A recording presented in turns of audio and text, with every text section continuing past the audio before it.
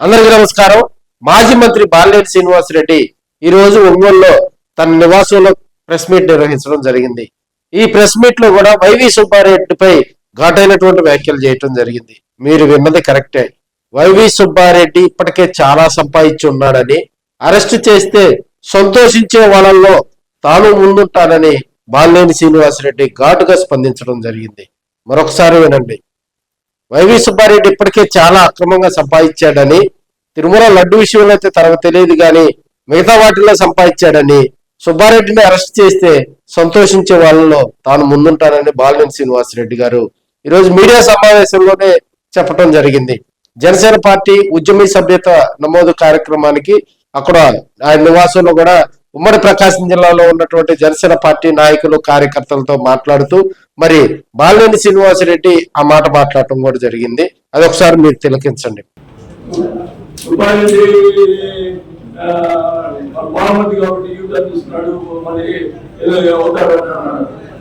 ఈ లడ్డు విషయంలో నాకు తెలియదు కానీ మిగతా విషయంలో చాలా సంపాదించుకున్నాడు. ఆయన వాపరిస్తే అక్కడ విషయంలో వాపరిస్తే సంతోషం మొదలు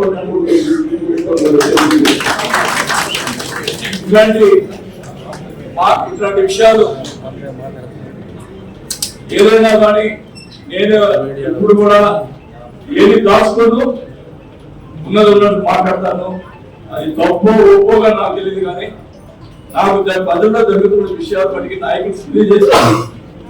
వాళ్ళు ఇంటే ఇన్నారు నేను బట్టికి ఓపెన్ అంటే ఓపెన్ స్పోకెన్ అంటే అది నేను అంటే మాట్లాడతాను. నన్ను ఒంగోలులో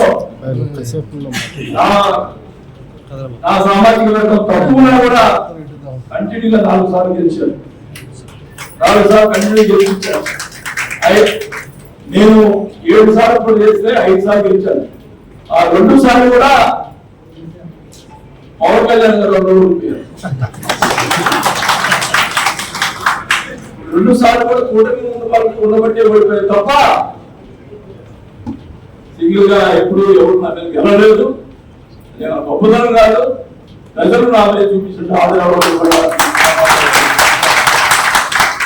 ఇప్పుడు కూడా నా దగ్గరికి వచ్చినోడిని ఏమన్నా సహాయం చేసేదానికి నేను ఏదోటి సంతృప్తి పెట్టి పంపించాను తప్ప ఎప్పుడు కూడా ఇబ్బంది పెట్టిన దాఖలా లేవు. మరి ఇందాక సర్పంచ్ శ్రీనివాసరావు గారు అన్నారు, కేసులు జనసేన మీద టీడీపీ మీద 86 కేసులు పెట్టేందుకు ఒకే రకంగా మాట్లాడుతున్నారు.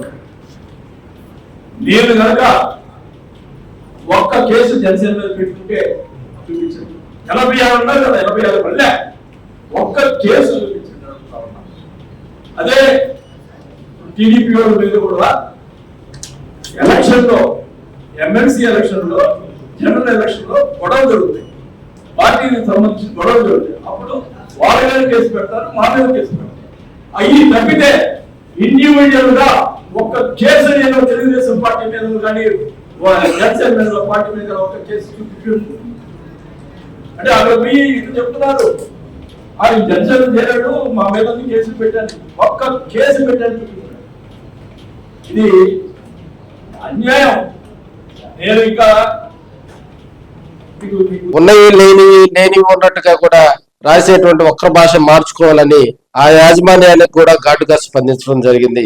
వైవి సుబ్బారెడ్డిపై బాలినేని శ్రీనివాసరెడ్డి ఘాటైన వ్యాఖ్యలు చేయటం, మరి ఇక్కడ లోకల్ గా ఉన్నటువంటి వైసీపీ స్పందించకపోవటం కూడా మరి రాష్ట్ర రాజకీయాల్లో కొంత వేడి రగులుకుందని కూడా మనం తెలియజేసుకోవచ్చు. ఏదేమైనా బాలినేని శ్రీనివాసరెడ్డి గారు ఒంగోలు వచ్చారు.